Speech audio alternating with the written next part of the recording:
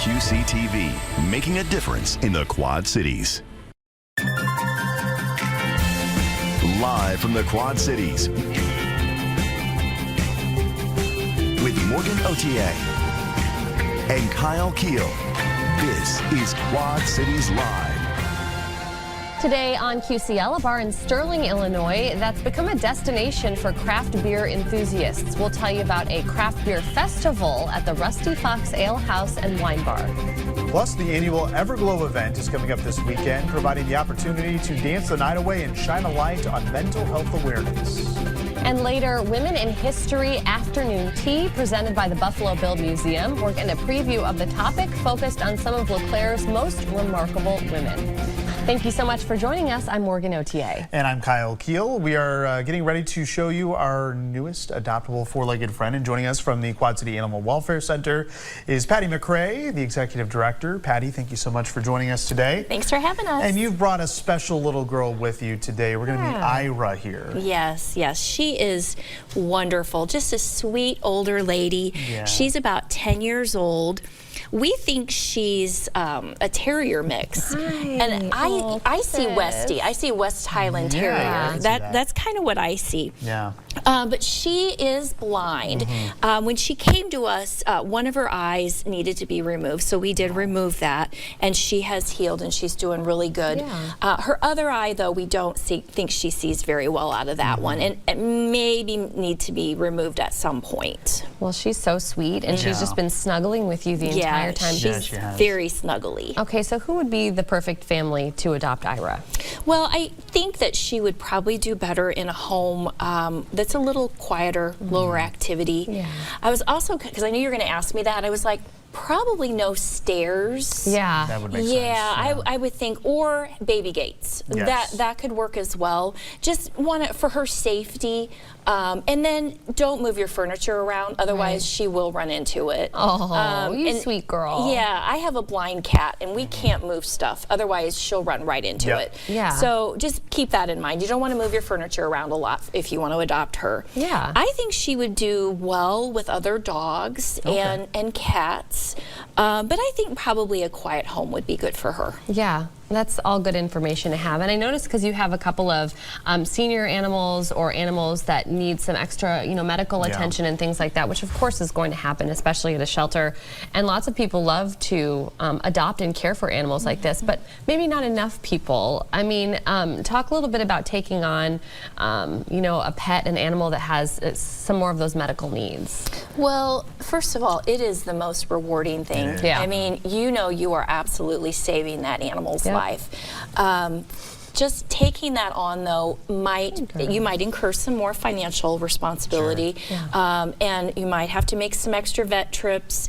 And with her age, she's only 10, so she could live another 9-10 years. Yeah, she's a small dog. Yeah, and she is a small dog. So, but just keep that in mind, that she's probably going to need to go to the vet. And I would say, just making sure you keep an eye on her eye as well. Sure. Yeah, and they adjust very well once you get up in the house. They get adjusted to the smells. Yeah, they map it out. And they'll be good to go, and they can live really successful lives. So you've got the 3rd annual Puppentines event that's coming up in just a couple of weeks, February 2nd. So this is really a good time to fundraise for the Welfare Center. Oh, it's going to be so fun too.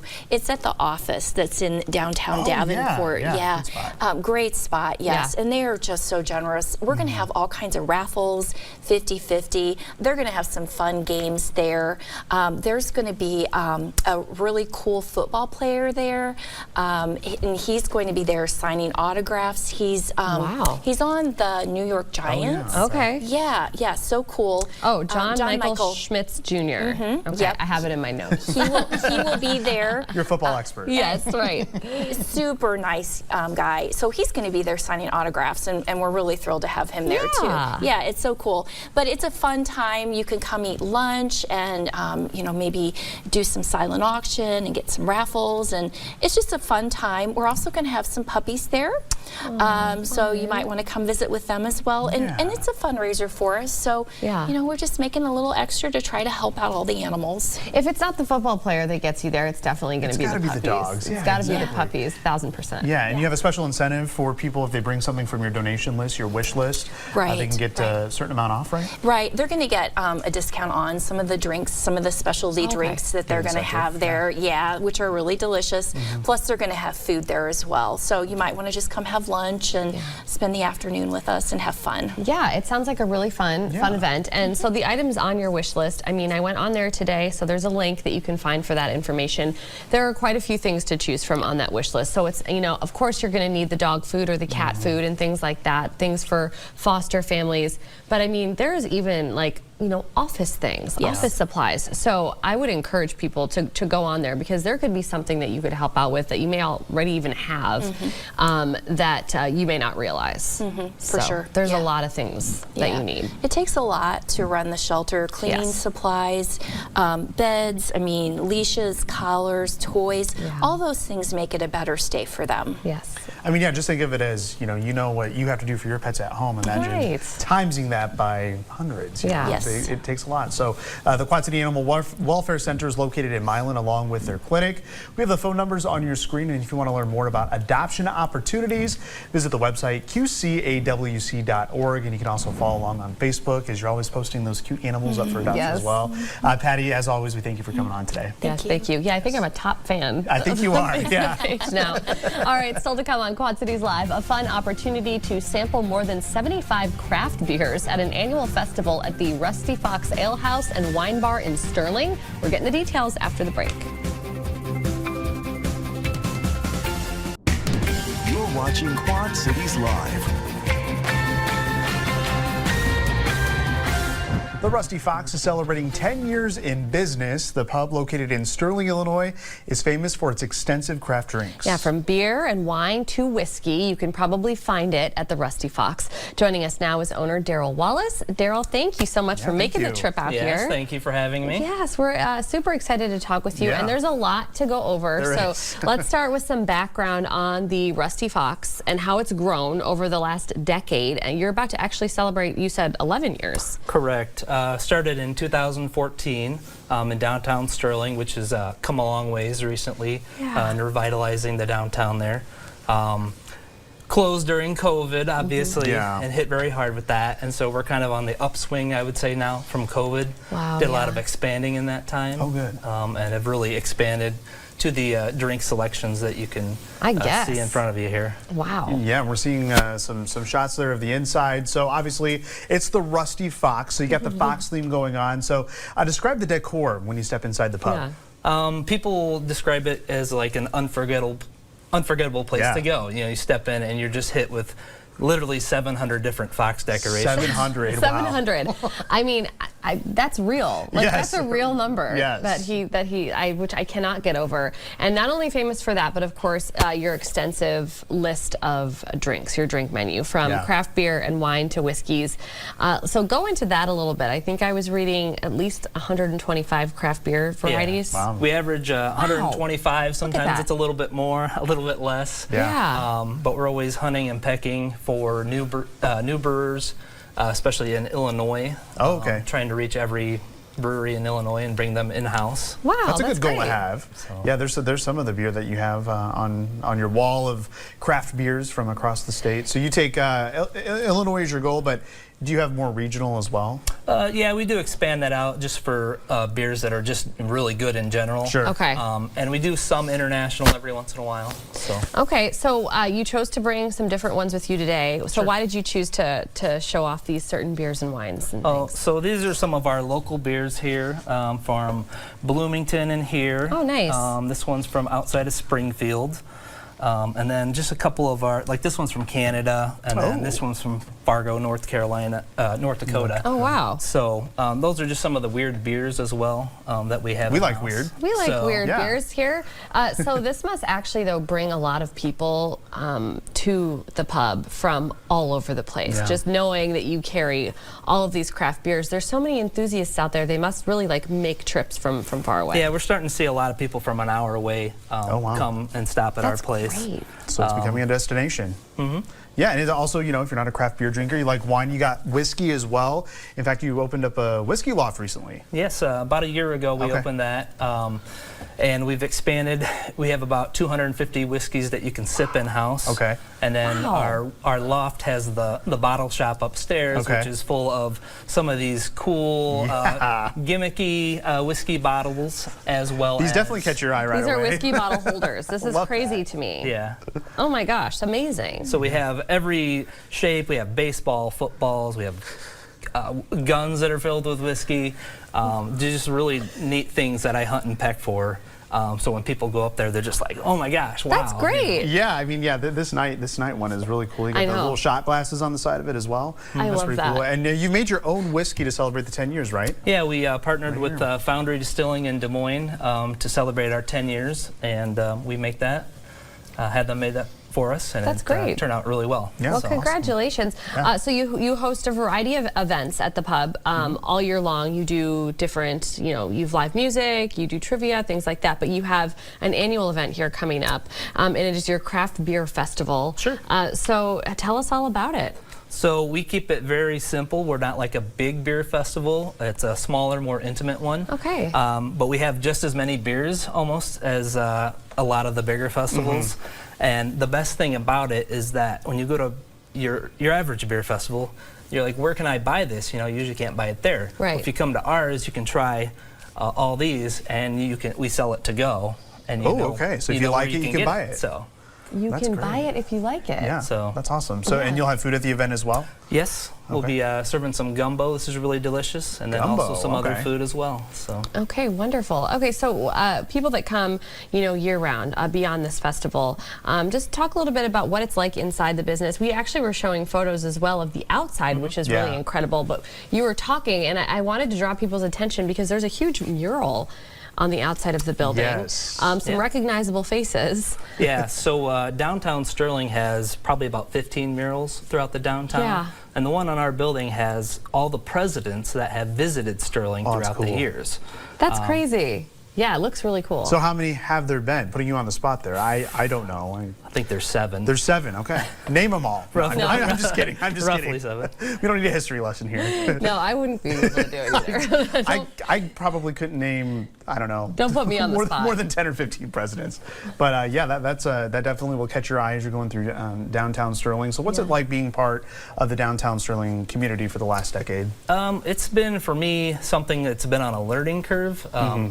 Because I've never owned a small business or Sure. had any dealings with that. It's so tough, yeah. It's a totally different perspective on what it's like to struggle, to grow a business, and all those things, just being on small, limited money and things like that. So, Yeah.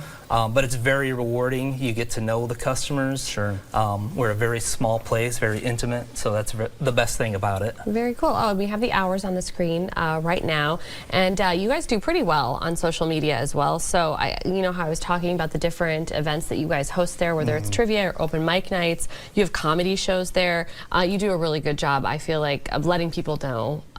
So there's a lot of good opportunities there. most definitely. Very cool. Okay, so the Hops at the Fox Craft Beer Festival is set for this Saturday, January 25th, from 3 to 8 p.m. at the Rusty Fox Ale House and Wine Bar in Sterling. Now, you do need tickets, but they're easy to get. So just visit rustyfoxalehouse.com, and you can find them there. Daryl, thank you Yes. so much for being here today. Pleasure. Thank you. Yes. Congratulations Yes. on 10 plus years. Yes, Thank you. congrats. Thank you. Right. Still to come on QCL, the Gray Matters Collective will join us with details on the annual Everglow event, shining a light on mental health awareness. You're watching Quad Cities Live.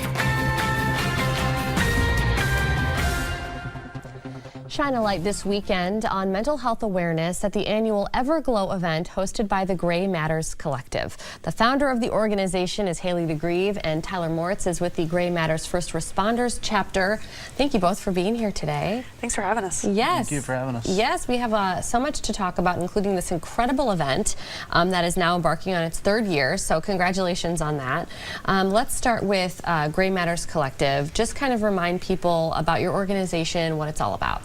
Yeah, Gray Matters, 501c3 nonprofit, mental health movement, all about trying to give people the tools to be better mental health advocates, whether that's for yourself or the people around you. And really what we do at the end of the day is we promote it in the area. We give people educational opportunities, training, promote the existing resources, and then have that community that people can plug into to know that they're not alone too. Yeah, absolutely. And before you got started in all of this, which was many years ago at this point, I mean, you've been working on this for a very long time. What was it that really made you want to start this organization? Yeah, for me personally, I myself battle mental health issues. I have for a very long time, and it was not just even seeing it through the people around me and even a dear friend that I almost lost to suicide, but my own mental health struggles and my own battle with suicidal thoughts was really what ignited me to want to start this conversation. But at the end of the day, it's not just me. There are so many other people like Tyler that have gotten involved and wanted to share their story, and that's why we have events in the community to have people share their stories, because that's a form of education too, and helping people know at the end of the day you really aren't alone in what you're going through. Yeah, absolutely not. So Tyler, let's talk with you. How did you decide to get involved in this organization? So back in September of 23, I lost my sister to suicide, and right after that, Haley and Foster's Voice was the first people to actually reach out, and they were very quick to respond, and they were actually at our house the day everything happened. And because of their fast response and how great they are to work with, I found my place with these people. I wanted to do this, and yeah, you're stuck with me. I love that. No, that's great. Just to feel like you're not alone in these situations. There's so many of you that are involved in this organization right now. You can never possibly really feel alone in that.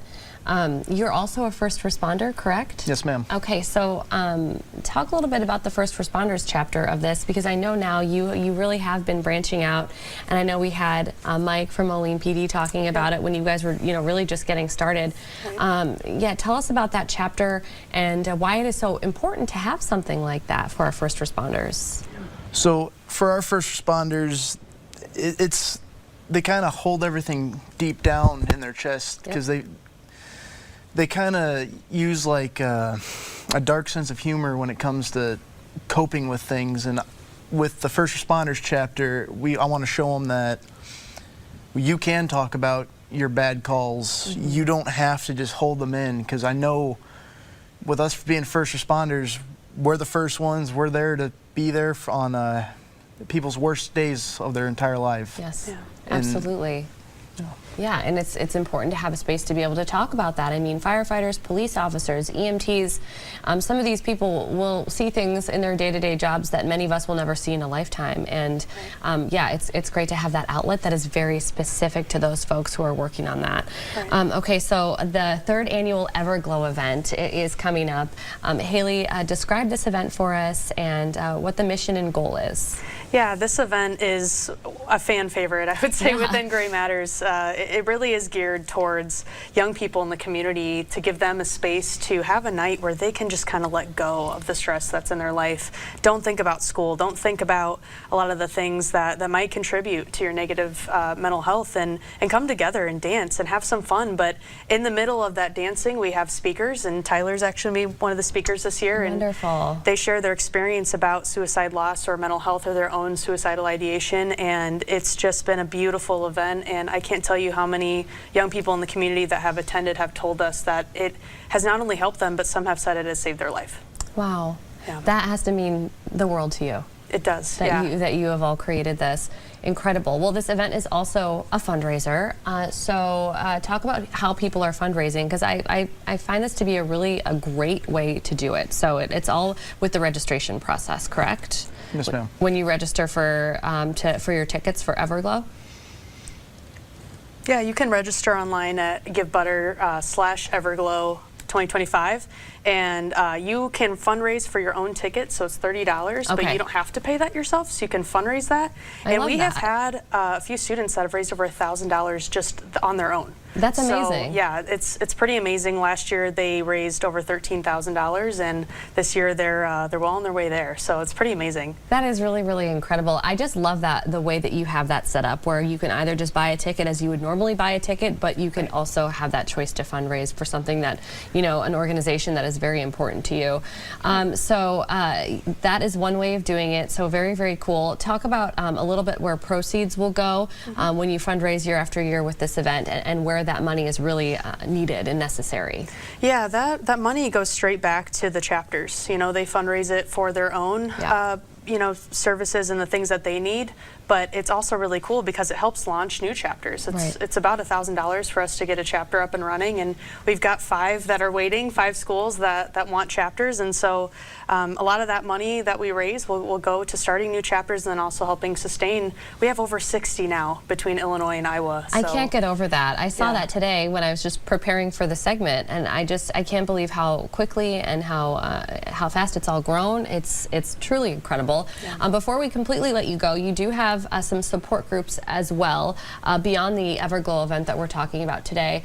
So just remind people a little bit about these support groups, because we've got a couple coming up actually next week, a women's and a men's. Yes, we have monthly women's and men's support groups, and what's great about these is they're free. They're available to the community. Wow. You just have to be over the age of 14 to attend, and they are actually led by licensed counselors. So that's a really cool resource that we have right here in the community, because to have professional support there, but then to also have support of other advocates is super important. And it's been beneficial to me. I've gone to some of the women's ones, and I think, Tyler, I think you've been to some of the men's ones. So yeah, I try to make as many as I can. Yeah, I was reading that you're a huge proponent of these support groups. I mean, they've been really beneficial for both of you. Oh, absolutely. Yeah. Wonderful. Okay, so the 3rd annual Gray Matters Collective Everglow event. It is this Saturday, January 25th. It's from 7 to 10 p.m. It's inside the ballroom at the Holiday Inn in Rock Island, which actually is where many of the support groups take place there at that building. Now, to register, just visit the website on your screen. We'll, of course, be sure to post it on the Quad Cities Live website as well, and that is where you get your ticket. Haley and Tyler, thank you so much for joining us on the show today. Thank you for having us. Yeah, thank you. We really appreciate it. And still to come in the next half hour of QCL, supporting the Sawmill Museum. We'll get details on the annual Food and Beverage Fest, with proceeds benefiting the mission of this important local organization. And after that, details on an event hosted by the Buffalo Bill Museum, focusing on the remarkable women in LeClaire's history. But first, it is dangerously cold outside. It even looks cold out there, with frigid temperatures expected for tomorrow morning as well. Meteorologist Kyle Keel has your full forecast next. And now your first alert forecast with meteorologist Kyle Keel. Well, we had a little round of light snow move through last night. They made things a little slick in some spots early this morning. Had about a ½ inch here in the Quad Cities, but 1 to 3 inches in some of our northern counties. We're talking Daviess County in Illinois, Carroll County, also heading into Jackson, Cedar, Jones, and other counties in Iowa, getting upwards of 3 inches or more. However, that's not an issue here today. No falling snow expected. Temperatures, though, do get pretty chilly overnight. We're going to dip to near 0 degrees. And notice the winds tonight, though. They're not going to be too strong. They will lighten up a bit, but it'll be just enough to knock those wind chills down to about 5, maybe 8 degrees below 0. And then we start a warming trend as those winds switch off to the south and west here tomorrow. We're talking temperatures that start off chilly, quickly warming into the teens and eventually mid-20s here by the time we get into the afternoon hours. So here's a look at exact track here this afternoon. We have those winds generally out of the northwest, pretty gusty, 10 to 15 miles per hour. Blustery, I guess I should say, and that's adding to that extra chill in the air. We'll continue with that clear sky here heading into the overnight hours as we'll see those winds lighten up a bit. That allows those temperatures to fall into the single digits. Heading into tomorrow morning, I want you to take note of the wind barbs. They're coming out of the south and the southwest, so that means, yes, The southerly winds over very little snow on the ground means temperatures will be on a warming trend. We're also going to see those clouds increase here as we head into tomorrow afternoon and evening. But those winds will really crank up here out of the south here Friday night into Saturday, with Saturday being one of the warmer days of the weekend, as we'll get temperatures that get back into the mid to upper 30s. But notice here, Saturday night into early Sunday, we're going to have another weak cold front come through. It'll be moisture starved, maybe a couple of flurries squeezed out of this, but otherwise we'll just see that wind switch to the northwest, and that will lead to some slightly cooler temperatures, but seasonable as we head into the day on Sunday. So overnight lows tonight, there will be in the single digits above and below zero. So north of Highway 20, there'll be a little more below zero. That's where we could have wind chills down to about 8 to 10 degrees below zero. Tomorrow, though, we'll have a nice warm up. Low 20s north, mid 20s here in the Quad Cities along the I-80 corridor. Upper 20s here a little farther south toward Galesburg, Burlington, and Keokuk. And that's just the start of a warm up, because the temperature trend over the next 8 to 14 days has a good probability of near or above normal temperatures. So average high right around 31, 32 degrees. So we'll look for temperatures in the extended outlook in the 40s. So here's a look at the next 7 days. Again, 38 degrees here on Saturday, down to 30 on Sunday. Low to mid 30 or 40s rather here as we head into early next week with a mostly sunny sky. The one thing you'll notice, though, is a lack of any rain or snow in the forecast. Well, it's time now for our wins of the weekend. Yeah. Mine's not, I'm a broken record. I haven't had really dazzling wins to share with all of you for a very long time. Do you want to start, though? Yeah, I mean, mine's not that dazzling either, unfortunately. It was a cold weekend. It was a very cold weekend, so we stayed pretty much inside. We did do gymnastics, though, on Saturday for the second week in a row. That was fun. But yesterday, sickness struck the Keel household. I'm fine right now. I'm hoping that's the case. I've hand sanitizing, washing like crazy, taking my elderberry. We're all good, but yeah, poor children are a little under the weather, so we've had some extra snuggles and lots of different crafts that we've been doing. So that's a win. So it's a win. We're getting through it, and they're in good spirits at least. Well, good. I'm glad to hear that. What about your win or non-win? So this is. It's good and it's bad. Yeah. Okay, so there's my Christmas tree. Okay. So my Christmas tree didn't leave until yesterday. Oh. I finally. Wow, that is very late. Thank you, Kyle. I mean, hey, you know what? If it brings you happiness, that's all that matters. That was kind of it. Yeah. Darbs didn't want me to take down the Christmas tree. She loves how it looks in there. But it's also partially because I was like, wow, I really got to take down all those ornaments and bring that tree down to the basement and do that whole thing. Yeah, so, yeah, I finally have a clean space in my house. Even Darby even said yesterday, there's so much more room for me to dance. There you go. Got more dancing room. Love more dancing room. So, yeah, win of the weekend there. Okay, the annual Sawmill Museum, the Food and Beverage Fest, it is set for this week, and we're getting details on this fun event benefiting future programming at the museum. Next. You're watching Quad Cities Live. Clinton, Iowa played a major role in the American lumber industry back in the 1800s. And the Sawmill Museum is keeping that history alive through regular exhibits, programming, and events throughout the year for a variety of age groups. Joining us now is Executive Director Eliza Mussman. Eliza, thanks for being here. Yeah, thanks for having me. We are so excited to have you and hear all about this museum, this opportunity for folks to go and check out something new. So describe the museum for us and, you know, your overall mission and just being part of the Clinton community. Yeah, so our mission is really to preserve and exhibit and kind of show off this important history of the American lumber, just the whole industry and everything like that. We focus a lot, of course, on Clinton's role. Not a lot of people know, like, just how important Clinton was during the 1800s. We were one of the 3 largest producers of lumber in the entire United States from about 1860 through the 1890s. So that's incredible. Yeah. Fun fact right there. Yeah, and it's something that not a lot of people know, so we really focus on that and kind of showcase just how important it was, how that industry worked, the way that we were able to use the river and our train line to create and become a part of that industry. And then we, of course, also have plenty of vintage machinery and stuff to show off as well. Which so you is can come very and see. fun to see. Yeah, talk a little bit about some of, just a few. I know you have a variety, many exhibits there, but talk about some, you know, some of the favorites. Yeah, so my personal favorite is, we call them, just for fun, our talking heads. Okay. It's a set of 4 animatronics of some of our largest lumber mill owners. Okay. And they come and tell a little bit about their story. You can go and watch them. We also have a water table that is very, very popular, especially with little kids. Yes. That shows just how they were able to bring these logs from Wisconsin down to Clinton, Iowa, because we aren't a very forested area. Yeah, I know. I think the whole thing to me is incredible that this existed, and this is such a big part of the history. Oh, there, I believe, are the talking heads on the screen that you were talking right there, about. and our water table. Yes. So the museum, do you have memberships available? I'm sure when you talk about water tables and things like that, I mean, this is a great family spot. Yeah, absolutely. We've got a lot of members and a lot of little perks that we have for our members. We have family memberships available for $80 that gets up to 6 people in. For the year? For the full year. Oh, wow. A full year, up to 6 people. They don't actually have to be your family. Okay. They could be any 6 people. They could be your neighbors, your friends, anybody that you want. Great. But we also offer duo and individual members for people that just want to come in. Our individual members are really popular for parents of young kids because 3 and under do get in for free all year round at the museum. So if you've got a 3 and under, you can get individual membership for $25 and get in for the full year with your kid. That's wonderful to know. Okay, so the big reason why Liza's here with us today is your annual Food and Beverage Fest. It's going to be coming up here pretty soon. So tell us a little bit about this event, which sounds like it is incredibly popular. Oh, yeah.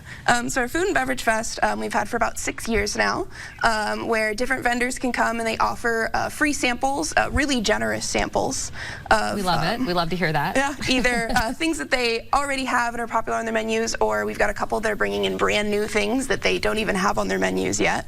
It's really exciting. Yeah. It's at the museum from 6 to 8 on the 23rd. Okay. We have it every year. It always sells out before the event. So yeah, this would be a really cool opportunity, not only for people who are participating and showing up to take part in the event, but the vendors themselves. I mean, this is a great way for them to show off what they have to offer, whether it is a brewery or a restaurant or something along those lines. So really a variety of people are going to be there. I think you had written us over 20 restaurants, caterers, breweries, wineries, distilleries. So everybody's going to be there.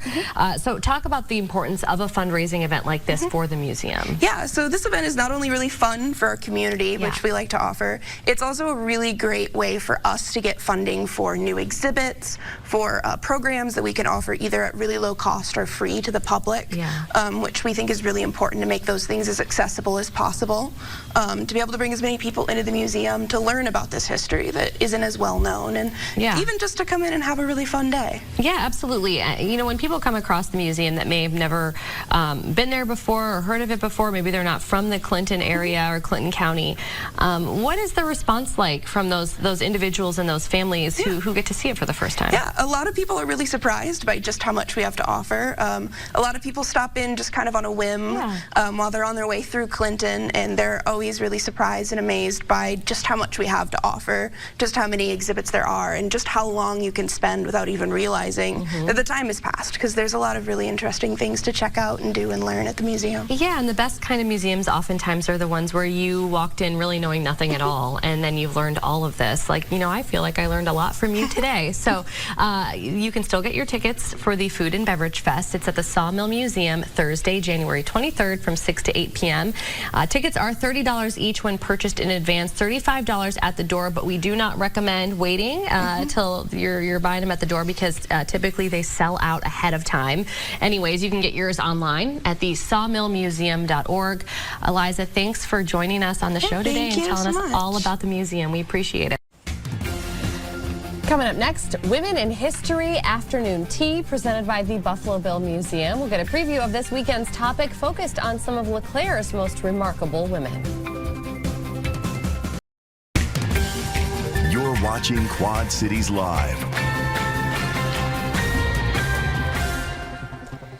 This Sunday, You can learn about the remarkable women in LeClaire's long history. The Buffalo Bill Museum is hosting one of its afternoon tea fundraising events. Yeah, get your hats ready like the one Morgan has on, right? Well, here with the details is Rita Farrow, the executive director of the Buffalo Bill Museum. Rita, welcome back to the show. Yes. Thank you. Yes, thanks for coming Always on. fun. Yeah, always a fun time. And these afternoon teas are a fun time as well in LeClaire. This is a series that you had here for a little bit now. So what can people expect at these teas? Because each one has kind of a different topic of history. It certainly has worked out that way. And this one is really special. This is put on Janet Willman, who's a longtime Buffalo Bill Museum volunteer. Yeah. And it was just a wonderful historian, a big enthusiast about LeClaire. So she had this idea to do a tea about the women of LeClaire. And I really had no idea. I mean, when she started to put this together, there were some obvious choices. I mean, LeClaire was actually given to Marguerite, well, because Antoine LeClaire, we all know the city's named after him. Yeah. But the land was actually given to his wife. Did you know that? No. Did not, no. Marguerite, she was half Indian, and because he had been the translator and the negotiator during the Black Hawk Indian Wars, his reward kind of was this land was given to his wife, which was typical of the Indian culture. And then, of course, he, named it after himself. Of course why he wouldn't did. you? Yeah. We could have been Margaritaville. Yeah. We should have been. I know it, right? That would have been a marketing ploy. But starting with her, we were the first woman doctor west of Mississippi settled in LeClaire. Really? Yeah, I mean, wonderful historic women. And so Janet has put the whole thing together. So different people will be depicting the women who are a part of her story. I see. And then they'll be singing. So Rebecca Casad, her niece, Rebecca Casad, a wonderful singer. She performs a lot at the Music Guild. Okay. And she's going to be doing some really historically accurate and important, like during the 50s is big for us. Okay. We're still deciding about the food. I was going to say, we got a little mixture you brought of some food with here. you. We got some egg salad sandwiches, which you're guessing people in the 50s. That was the height of elegance in the 50s, Yes. Kyle. Yeah, Yes, the egg salad seriously. sandwich. My grandma makes those still, so it must be. I know. Well, it's an option. We haven't settled on this exactly, but what was food in the 50s? I thought about a TV dinner for everybody, but wow, that'd be pricey. A lot of little bit, microwave use. I know. Got the So food egg plate salad here. sandwich. There'll be a nosh. You know, it's not really all about the food, but we do No. provide, a little bit of some appropriate treats. Sure. Also in the 50s, what was big is, remember wavy potato chips? Remember? How can I forget? Yeah. We are friends. Because the museum was founded by the Women's Club. So again, women have always played an important part at the Buffalo Bill Museum. Yeah. Founded by the Women's Club in 1957. And I think then the big treat would have been wavy potato chips with, what was the dip? There was French only one onion? dip. Yes. Oh, French onion. Okay, there you go. That's why it's so popular. hat. Yeah, the hat is bringing the knowledge this hat. afternoon. Speaking of hats, Kyle, how'd you get away with not wearing a hat? I don't know which one. You pick one for me. Yeah, look Pick at one. This one was supposed to have a feather in it. I know. Let's see. There'll be cowboy wait. hats. There we go. I think the hats are just a fun element that we're going to How do I have. look? We have a I like collection of mine. hats. These came from Gloria Bird, another one of our museum volunteers. Yeah. She had a big collection of hats, and so we have some. If you don't, you can wear your own. it? You look There we go. ridiculous. I mean, that's the point of it, right? At least for me. Is it wrong to take a picture during the actual segment? You know what? You do what you need to do. Rita. During the segment. Get this. Do it. I'm doing Do it. it. Let's do it. This is the first. I love it. Okay, so not that I don't love this tangent, because I do. Yes. But these afternoon tea events, ultimately, they are fundraisers Yeah. for the Yes. Buffalo Bill Museum, which is super important. And I want to talk a little bit about that because you do so much year round at the museum, but there's something super fun that you do every year, and this helps support that. And thank you, Morgan, for that, because this really is a fundraiser for the Buffalo Bill Wild West Show. Yeah. Oh yeah. And Big because deal. he's our guy, and it is a Yeah. big deal. Last year was our inaugural event, and it was a scary, scary thing because it's thousands of dollars to bring. We brought 50 reenactors, all in Amazing. costume. They build up their boomtown. They live there for 4 days. It's on the grounds of Cody Elementary School, and so we have just Look at that. inked. Oh, there's some pictures of it. Yeah. It was a wonderful family event, and we were so. We had no budget to advertise it, and really everybody just kind of took a giant leap of faith. That's Wayne Reddick, who is our Buffalo Bill from Wisconsin. And there was a stage, there was a Conestoga wagon, there was a militia, there was a girls' drill team from Wisconsin. They set up and lived there on the grounds for 3 days. That's fun. And this year, the addition will be we're going to have a big tent for museum members so that they can, because it's the price will be like the tea this weekend is $25 for the tea, but if you're a museum member, it's $20. So there will be some kind of pricing for the Wild West show too. If you're a museum member, you'll get a little bit of cut, or maybe a reserved seat. So become a member because there's perks. Become a member. That's there a are good perks. reason. And let me tell you, you mentioned they come in costume. They come in their character as well, because I covered the event last year. Yes. Or previewed it at least. And That was fun. It was so much fun. We were we had a horse for you, Kyle. Yeah. I know you did. I was ready until it was just rainy and You chilly. came out on and- Friday. Yes. Jordan Moore sang, and you had her. Oh yeah, that she was her great. That was a great performance. And she has had her career has really taken off, and that was her first live TV. Yeah. She was so nervous, and you were so gracious with her. We're gonna have to try again for that horse this year, so we'll see what happens there. It would be our pleasure. The Women in History Afternoon Tea, the Women of LeClaire, is happening this Sunday, January 25th, from 3 to 4:30 at the Holiday Inn Express in LeClaire. Rita mentioned the tickets, $25 per person, $20 for members. You can sign up by visiting or calling the museum or visiting the Facebook page. Oh gosh, Time to wrap it up. We gotta wrap it up. Thank you so much, and thank you for watching. Your news at 4 coming up next. Have a great evening.